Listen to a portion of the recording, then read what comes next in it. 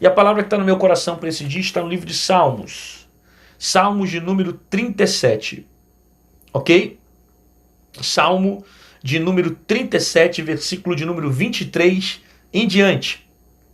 Que diz assim: os passos de um homem bom são confirmados pelo Senhor, e ele deleita-se no seu caminho.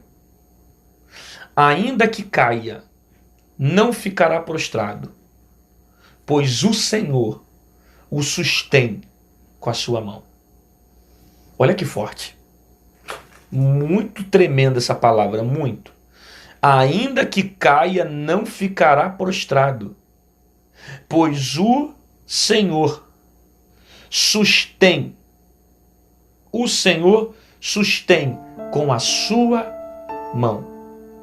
Eu acabei de ler Salmo 37, versículo 23 e 24, que é uma palavra de Davi, um salmo de Davi, que nos ensina muito sobre um Deus que nos guarda, um Deus que nos protege, um Deus que nos sustenta. Ele começa dizendo: os passos de um homem bom são confirmados pelo Senhor. Perceba, para você entender o que Davi está falando, você precisa compreender o senso de bondade na concepção de Deus.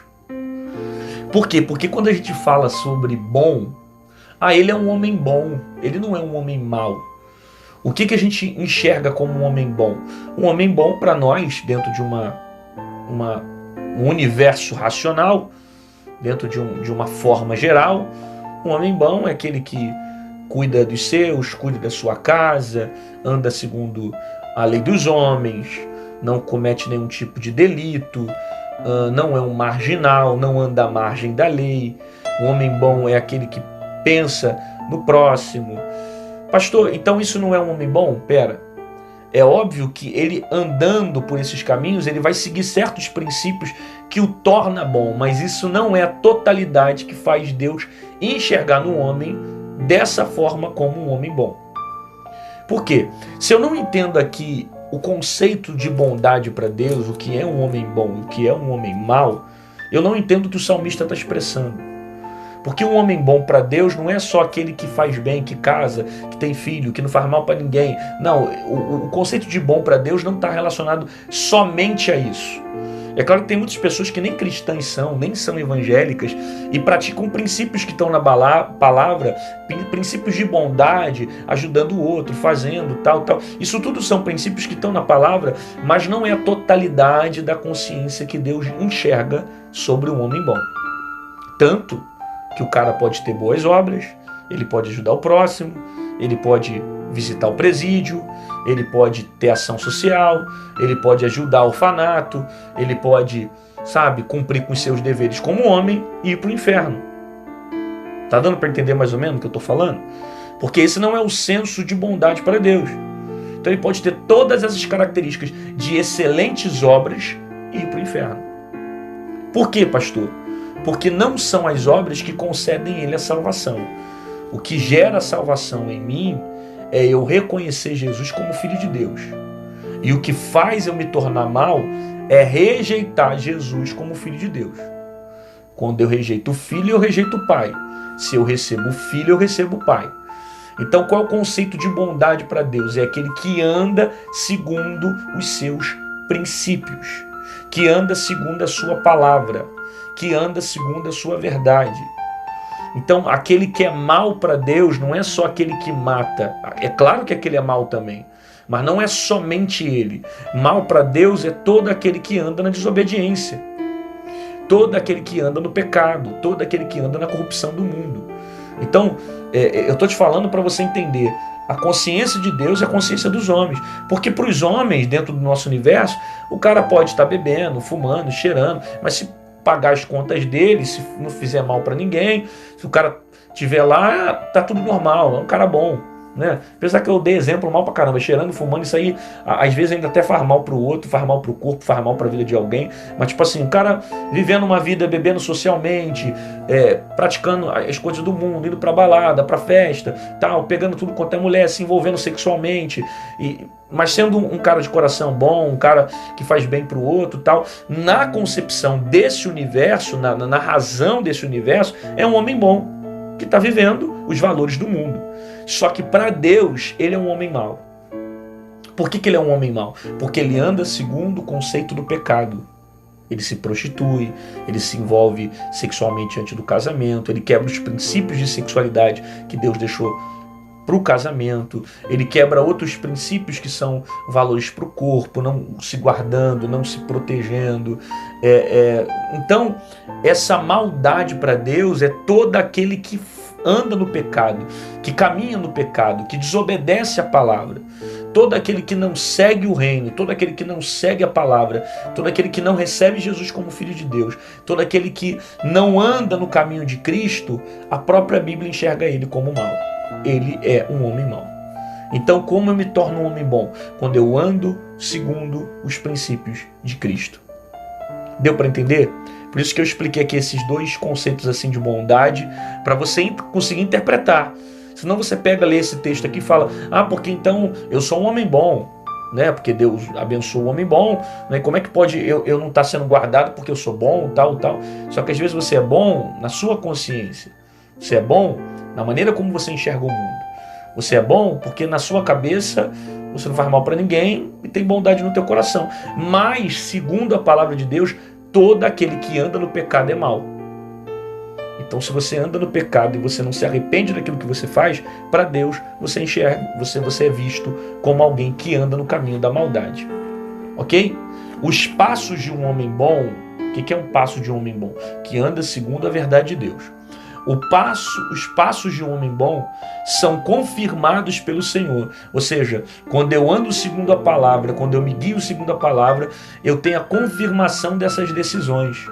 O próprio Deus me abençoa, me prospera, me ajuda. Os passos de um homem bom são confirmados pelo Senhor. E ele deleita-se no seu caminho. Ou seja, eu vou ter paz nesse caminho, eu vou ter descanso nesse caminho, porque eu decidi ter a escolha de andar nos princípios de Deus, na palavra de Deus, na verdade de Deus. Os passos de um homem bom são confirmados pelo Senhor. E ele deleita-se no caminho.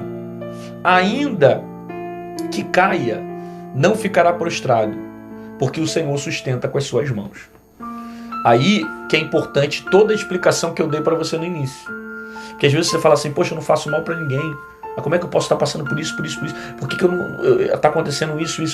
Poxa, mas sabe, eu sou um homem bom. Só que esse princípio aqui não é pro bom daquele que só é bom dentro da razão, dentro desse universo humano, de empatia ou de obras sociais. No conceito de Deus, o bom é aquele que anda segundo a palavra e não caminha no pecado e nem na desobediência. Então, para esses, o salmista vai dizer para nós, ainda que caia, não ficará prostrado, porque o Senhor sustenta com a sua mão.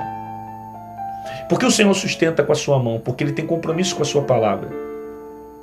Ele tem compromisso com a sua verdade. Ele tem compromisso com aquilo que ele determinou. Então, a partir do momento que eu renuncio a algumas coisas por amor a Deus, eu recebo também benefícios por essa renúncia, por andar no caminho da justiça, por andar no caminho da retidão, por andar no caminho da verdade. Está dando para entender essa palavra? O texto diz, ainda que caia. Perceba, ele não diz que não vai cair. Ele não diz que está isento de cair. Ele cai. Porque às vezes nós pensamos assim, eu sou um homem de Deus, sou um cristão e nunca vou cair. Eu sou um homem de oração, sou um pregador, sou um profeta, sou um cantor e nunca vou cair. Porque eu sou um homem bom e não vou cair. O texto diz, ainda que caia. Ou seja, há uma condição, há uma possibilidade. Às vezes cai, às vezes se enfraquece, às vezes é lançada ao chão, às vezes passa por momentos difíceis. Mas ainda que caia, aí entra a palavra. Ainda que caia, o que o texto está dizendo, ainda que caia, não ficará prostrado.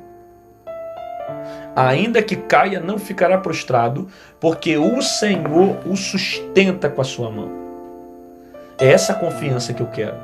E é essa segurança que eu quero. Ainda que eu saiba que eu passe pelo vale da sombra da morte, eu não temerei mal algum, porque tu estás comigo. Se eu cair, eu não ficarei prostrado, porque a mão do Senhor vai me sustentar. Às vezes o Senhor não nos livra das adversidades, não nos livra das crises, não nos livra das dificuldades da vida, mas, contudo, o Senhor nos protege com a sua poderosa mão. O Senhor nos sustenta com sua mão. O Senhor nos esconde com a sua mão. O Senhor nos guarda com a sua mão. O Senhor nos abençoa com a sua forte mão. Talvez você esteja passando por um momento que caiu. Caiu por causa da dor, caiu por causa das decepções, caiu por causa das feridas, caiu porque passou por problemas e caiu. Simplesmente caiu. Só que é uma palavra para aquele que anda no caminho da retidão. Você não ficará prostrado. É uma palavra para aquele que segue princípios. Você não terminará sua história prostrado. O Senhor te sustentará. Ainda que caia, não ficará prostrado. É uma palavra que o próprio Davi está dizendo de coisas que ele experimentou na vida. Passou por momentos de falhas, de quedas, de dificuldade, mas ele não permaneceu prostrado, porque o Senhor o sustentou. E que essa mesma mão que sustentou Davi, que essa mesma mão que guardou a vida de Davi, também venha guardar a tua vida, venha guardar a tua casa, venha te sustentar. E ainda que você passe pelo vale da sombra da morte, ainda que você passe por dificuldades, ainda que você passe por muitas crises, ainda que tenham muitas aflições, ainda que você caia, você não ficará prostrado, porque a boa mão do Senhor te sustentará. Você recebe essa palavra? Então coloca aqui nos comentários: eu creio que a mão de Deus vai me sustentar. Eu creio que não vou terminar prostrado. Eu creio que o Senhor vai me guardar. Eu creio que o Senhor vai me proteger. Eu creio que o Senhor vai me preservar. Eu creio que ainda que eu passe pelo vale da sombra da morte, eu não temerei mal algum, porque tu estás comigo. Eu confio no Senhor.